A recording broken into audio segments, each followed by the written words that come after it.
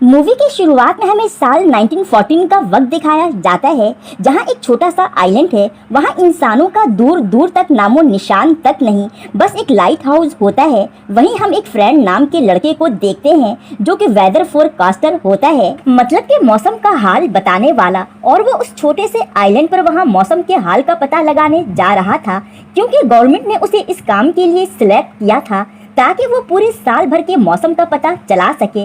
और इसके बाद फ्रेंड को एक एक्सेल नाम के कैप्टन के साथ शिप की मदद से उस आइलैंड पर भेजा जाता है, जहां से उसे गवर्नमेंट को मौसम के बारे में एक एक खबर देनी थी। यहाँ फ्रेंड के लिए एक घर भी अरेंज किया जाता है, जहां उसे पूरा एक साल गुजारना था। घर के विंडो से इन्हें एक लाइट हाउस दिखता है, जिसके बारे में मैंने आपको मूवी के स्टार्ट में बताया था। खैर, अब शिप का कैप्टन और फ्रेंड उस लाइट हाउस की तरफ जाने लगते हैं। वहाँ पहुंचकर इन्हें कुछ अजीब सा देखने को मिलता है। पूरा लाइट हाउस तेज धार नोकीली लकड़ियों से पैक हुआ था, जैसे कि किसी ने जानबूझकर ऐसा किया हो ताकि कोई भी अंदर ना आ सके।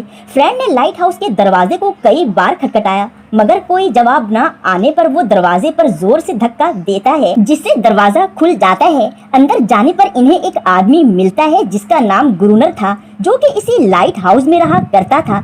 यहाँ शिप का कैप्टन ग्रूनर से पूछता है कि यहाँ पहले जो आदमी मौसम के हाल का पता लगाने आया था वो अब कहाँ है, क्योंकि मैं उसे अपने साथ लेकर जाऊंगा। जिस पर ग्रूनर बड़े कॉन्फिडेंस से कहता है कि उसे एक खतरनाक बीमारी हो गई थी, जिस वजह से उसकी मौत हो गई। कैप्टन पूछता है, अच्छा ये बताओ उसकी डेड बॉडी कहाँ है? जिस पर ग्रूनर कहता है कि एक दफा वो बीमारी की हालत में घर से बाहर गया था और फिर वापस लौट कर नहीं आया। हो सकता है कि उसे किसी ने मार दिया हो या फिर वो समंदर में डूब गया हो। ग्रूनर की बातों से ऐसा लग रहा था कि जैसे वो कुछ छुपाने की कोशिश कर रहा है। खैर, कैप्टन वहाँ से चला जाता है, लेकिन जाने से पहले वो फ्रेंड को अपना गन देता है ताकि वो अपनी हिफाजत कर सके, क्योंकि इस आइलैंड पे खतरा भी हो सकता था। कैप्टन के जाने के बाद फ्रेंड अपने हिसाब से घर की सेटिंग करता है। इसी दौरान उसे एक ड्रॉ में से एक डायरी मिलती है, शायद किसी पुराने ऑफिसर की थी। वो ऑफिसर 1913 में इस आइलैंड में आया था। डायरी में कैप्टन के बारे में काफी कुछ लिखा था, लेकिन बहुत कुछ क्लियर नहीं था, कुछ बातें अधूरी थी। फ्रेंड डायरी में लिखी हर एक लफ्ज को गौर से पढ़ता जा रहा था। इस डायरी में लाइट हाउस का स्केच भी बना था और इसके साथ ही कुछ अजीब तरह के क्रिएचर का भी। फ्रेंड को लगता है कि शायद वो यहाँ अकेला रहता था, इसलिए टाइम पास करने के लिए उसने ऐसे स्केच बनाए होंगे। खैर, अब वो काफी थक चुका था, इसलिए सो जाता है। सुबह होते ही फ्रेंड ने अपना काम शुरू कर दिया जिसके लिए वो यहाँ आया था, लेकिन समंदर के पास पहुँचते ही वो एकदम से रुक जाता है, क्योंकि चट्टानों के बीचे बीच कुछ पत्थर अजीब तरह से सजा कर रखे गए थे और साथ ही कुछ सी शेल भी। फ्रेंड ने सोचा कि शायद ये ग्रूनर ने किया हो और फिर ये सब इग्नोर करके वो दोबारा से अपने काम में लग जाता है, यानी कि मौसम का डेटा कलेक्ट करना, जिसके लिए उसे यहाँ भेजा गया था। इसी दौरान जब उसने अपने दूरबीन से लाइट हाउस की तरफ देखा तो उसे ग्रूनर के साथ एक और इंसान दिखा, लेकिन उसे लगा कि शायद ये उसके नजर का धोखा हो। खैर, रात हो जाती है, फ्रेंड अपने काम में बिजी होता है। तभी उसे फील होता है कि बाहर दरवाजे पे कोई है। उसे लगा कि शायद ग्रूनर होगा। ये सोचकर उसने आवाज लगाई, लेकिन कोई जवाब ना आने पे वो लैम्प लेकर जैसे ही आगे बढ़ा तो उसे कुछ अजीब सी आवाजें आने लगती हैं। तभी वो देखता है कि कोई दरवाजे के नीचे से अपना हाथ अंदर कर रहा होता है, जो देखने में किसी जानवर जैसा लग रहा था। ये देखकर फ्रेंड बहुत ज्यादा डर जाता है और भागते हुए बेसमेंट में जाकर छुप जाता है और पूरी रात वहीं गुजारता है। अगली सुबह जब फ्रेंड घर से बाहर आया तो उसने मिट्टी पर कुछ पैरों के निशान देखे, जो इंसानों जैसे तो बिल्कुल नहीं थे, जिससे साफ जाहिर था कि ये किसी इंसान का काम तो नहीं हो सकता। ये निशान जो सीधे समंदर पर जाकर खत्म हो गए थे। यहाँ फ्रेंड को सब समझ आ जाता है कि क्यों ग्रूनर ने लाइट हाउस के चारों तरफ नोकीली लकड़ी लगाए थे, शायद इसी खतरनाक क्रीचर के लिए। और अब ये घर उसके लिए बिल्कुल भी सेफ नहीं था। हो सकता है कि क्रीचर आज की रात फिर से यहाँ आ जाए। डर की वजह से फ्रेंड लाइट हाउस की तरफ भागता है और ग्रूनर को चिल्लाते हुए कहता है कि दरवाजा खोलो, मुझे अंदर आना है। लेकिन ग्रूनर उसके लिए दरवाजा नहीं खोलता और कहता है कि तुम्हें तो अपने कैप्टन एक्सेल के साथ ही लौट जाना चाहिए था। अब फ्रेंड ये जान चुका था कि जो क्रिएचर कल रात यहाँ आई थी वो दोबारा भी उसकी तलाश में जरूर आएगी। इसलिए फ्रेंड अपने घर को सेफ बनाने के लिए घर के एक एक विंडोज को लकड़ी से पैक कर देता है और चारों तरफ लकड़ियों से दीवार बना देता है। साथ ही घर के बाहर कुछ पुरानी किताबें और कागज रखकर उसमें तेल छिड़क देता है ताकि जब वो क्रिएचर वापस आए तो उसे आग से डराकर भगाया जा सके।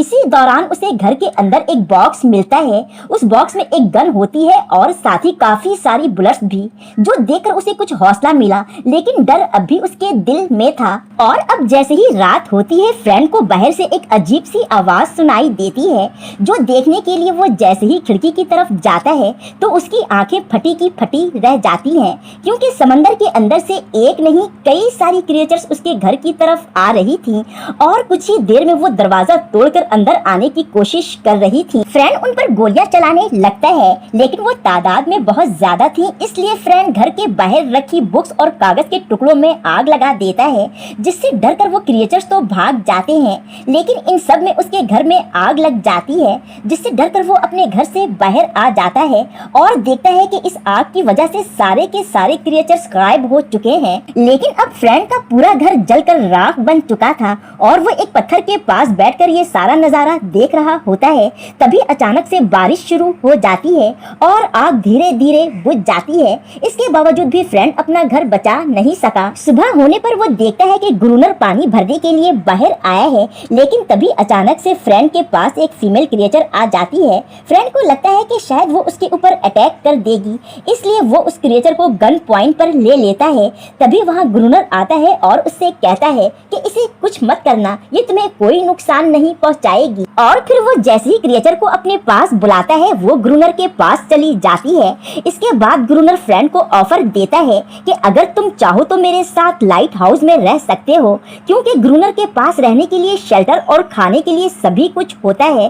साथ ही वो क्रिएचर भी उसके साथ थी। यहाँ ग्रूनर फ्रेंड को बताता है कि एक दफा इस क्रिएचर ने मुझ पर अटैक करने की कोशिश की थी, जिसके बाद मैंने इसकी खूब अच्छे से ट्रेनिंग की और जब से ये मेरे साथ ही रहती है और मेरी हर बात मानती है। फ्रेंड ग्रूनर से कहता है कि तुम अगर चाहते तो कैप्टन के साथ शिप में यहाँ से जा सकते थे, मगर तुमने ऐसा नहीं किया। इसकी आखिर क्या वजह है, जबकि तुम्हें पता भी है कि ये जगह सेफ नहीं है। जिस पर ग्रूनर कहता है कि मैं यहाँ से जाना नहीं चाहता, ये मेरी अपनी दुनिया है, मैं यहाँ का किंग हूँ और जैसे चाहूँ वैसे यहाँ रह सकता हूँ, कोई मुझे रोकने टोकने वाला नहीं है और अब तो मेरा दिल भी यहाँ लग गया है। जिस पर फ्रेंड कहता है कि ठीक है, जैसे तुम्हारी मर्जी, तुम यहीं रहो, लेकिन जैसे ही कोई शिप यहाँ आएगी मैं उन्हें सिग्नल दे दूंगा कि वो मुझे भी अपने साथ यहाँ से ले जाएं।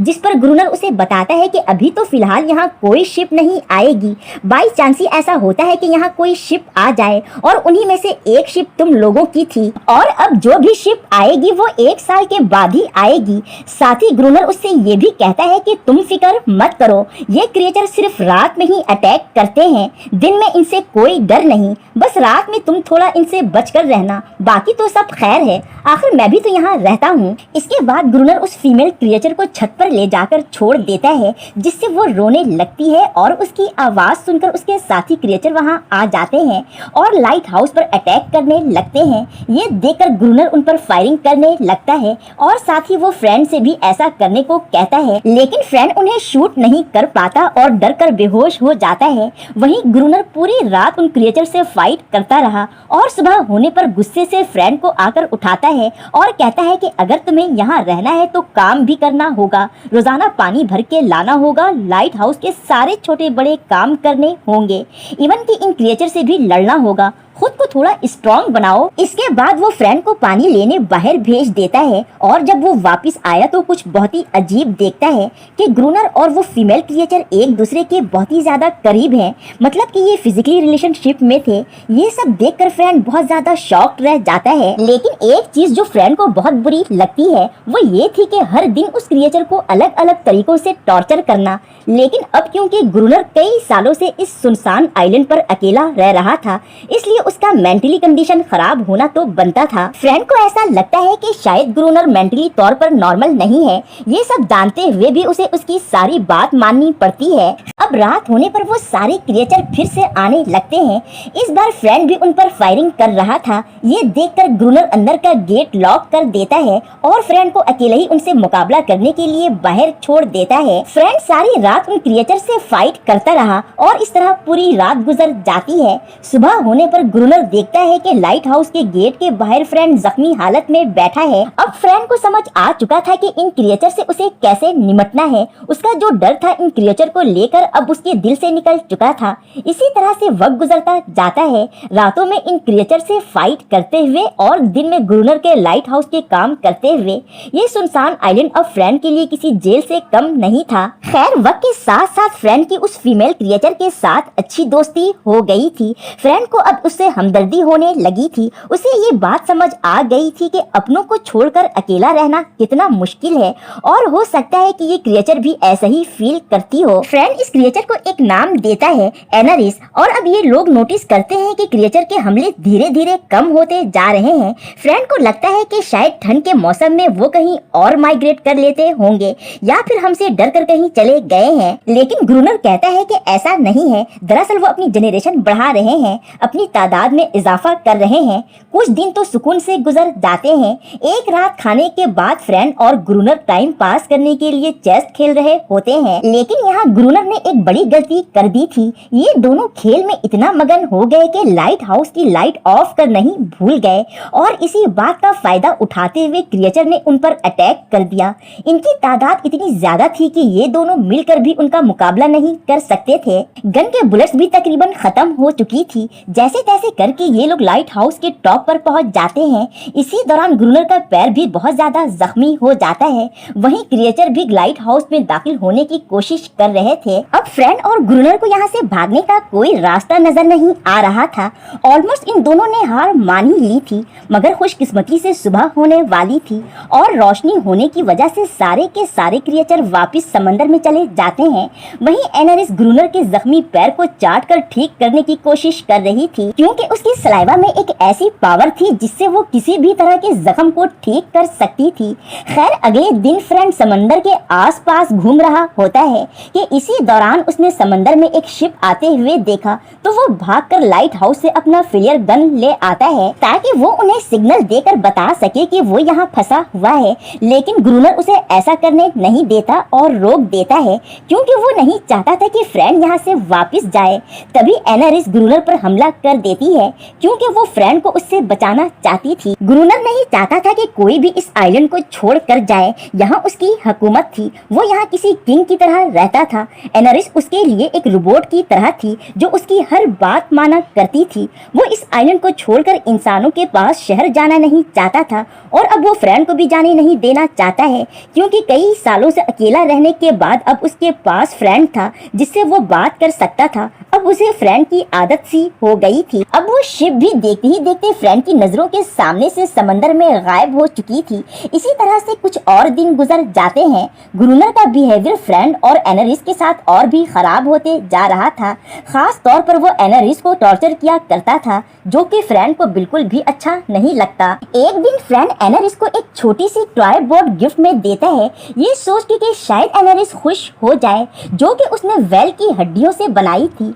और जब एनारिस ने उस बोट को देखा तो वो फ्रेंड को समंदर के पास एक ऐसी जगह पर ले जाती है जहाँ पर फ्रेंड ने एक असली बोट देखा। और जब फ्रेंड ने उस बोट के बारे में ग्रूनर को बताया तो वो कहता है कि हाँ, मुझे उस बोट के बारे में पहले से ही पता था कि आइलैंड के पास ही एक बोट है। साथ ही वो ये भी बताता है कि कुछ महीने पहले एक स्मगलिंग शिप जो कि काफी सारे बॉम्ब्स लेकर जा रहे थे, समुद्री तूफान आने की वजह से इसी आइलैंड में डूब गए। कुछ लोग तो बोट की मदद से इस आइलैंड तक पहुंच गए थे, लेकिन सुबह होने तक कोई भी स्मगलर जिंदा नहीं बचा। इन सबको ही क्रिएचर ने मार डाला था। ये सब सुनने के बाद फ्रेंड के दिमाग में एक आइडिया आता है। वो ग्रूनर से कहता है कि चलो क्यों ना हम समंदर की गहराई में जाकर तलाशी लें, हो सकता है कि हमें कोई डायनामिट यानी बॉम्ब्स मिल जाएं, जिससे हम आसानी से इन क्रिएचर से लड़ सकते हैं। लेकिन ग्रूनर ने ऐसा करने से साफ मना कर दिया। वो समंदर के करीब भी जाना नहीं चाहता था। मगर फ्रेंड अपनी जान की परवाह किए बगैर ये काम करने का फैसला कर लेता है। इसी बीच फ्रेंड और एनारिस एक दूसरे से काफी क्लोज हो चुके थे। कहीं ना कहीं फ्रेंड उसे पसंद करने लगा था और ये सब एक दिन ग्रूनर ने छुपकर देख लिया और तभी ग्रूनर को ये ख्याल आता है कि उसे फ्रेंड की मदद करनी चाहिए, मगर उसके दिमाग में तो कुछ और ही चल रहा होता है। वो चाहता था कि फ्रेंड समंदर की गहराई में जाकर डायनामिट से भरा वो बॉक्स वापस जमीन पर ले आए। इसके बाद वो फ्रेंड को समंदर में ही अकेला छोड़ देगा ताकि क्रिएचर उसे मार डाले। इस तरह डायनामिट से भरा वो बॉक्स उसे मिल जाएगा और एनारिस एक बार फिर से उसकी गुलाम बन जाएगी। ये दोनों उसी जगह पहुंच जाते हैं। फ्रेंड समंदर में जाने से पहले ग्रूनर से कहता है कि अगर मैं 3 बार रस्सी खींचूं तो समझ जाना कि मुझे तुम्हारी मदद की जरूरत है। इसके बाद फ्रेंड डाइव करने वाला सूट पहनकर समंदर में उतर जाता है जहां शिप बुरी तरह से डिस्ट्रॉय हो चुकी थी, लेकिन खुशकिस्मती से उसे डायनामिट से भरी कई सारी बॉक्सेस मिल जाते हैं। अब फ्रेंड एक एक करके बॉक्स ग्रूनर को पकड़ाने लगता है। तभी अचानक से उसके सामने क्रिएचर के बच्चे आ जाते हैं जिससे डरकर फ्रेंड नीचे गिर जाता है और 3 बार रस्सी खींचता है ताकि ग्रूनर उसे ऊपर खींच ले, लेकिन ग्रूनर जानबूझकर फ्रेंड को ऊपर नहीं खींचता क्योंकि वो फ्रेंड को बचाना ही नहीं चाहता था। इसलिए वो खुद ही हिम्मत करते हुए अपना डाइविंग सूट उतार कर समंदर के ऊपर आ जाता है, जिसके बाद ये लोग डायनामिट लेकर जाने लगते हैं। लाइट हाउस पहुंचकर ये उसके चारों तरफ डायनामिट लगा देते हैं ताकि अगर हमला हो तो एक ही बार में क्रिएचर का काम तमाम हो जाए। लेकिन हैरत की बात तो ये थी कि इसके बाद एक भी क्रिएचर नजर नहीं आए। इस तरह कुछ और वक्त गुजर जाता है और ठंड का मौसम आ जाता है। चारों तरफ बर्फबारी होने लगती है।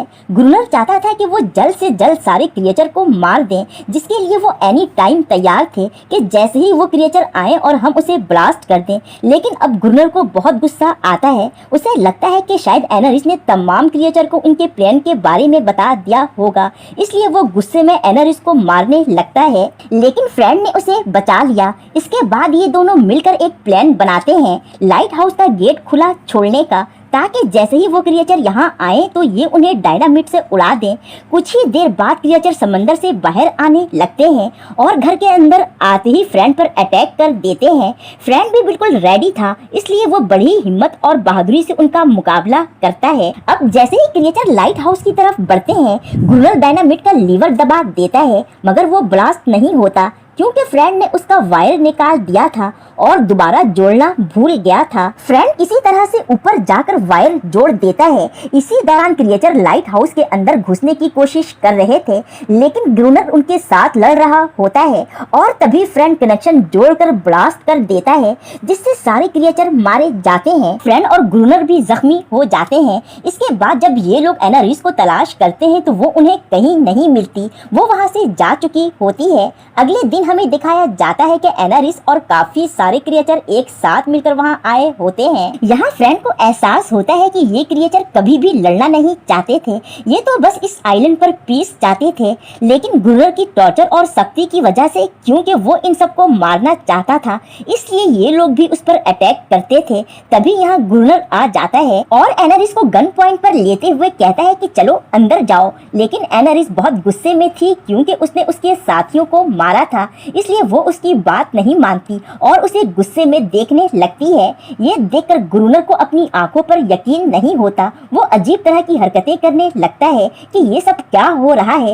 इसके साथ ही वो लाइट हाउस के अंदर चला जाता है। दूसरी तरफ फ्रेंड हड्डियों से बना एक टॉय शिप क्रिएचर के बच्चे को देता है, जो उसने एनारिस को भी दिया था। वो बच्चा खुश होते हुए शिप को देख ही रहा होता है कि तभी ग्रूनर उसको शूट कर देता है, जिससे बच्चे की मौत हो जाती है। अब रात हो चुकी थी और सभी क्रिएचर समंदर में जा चुके थे।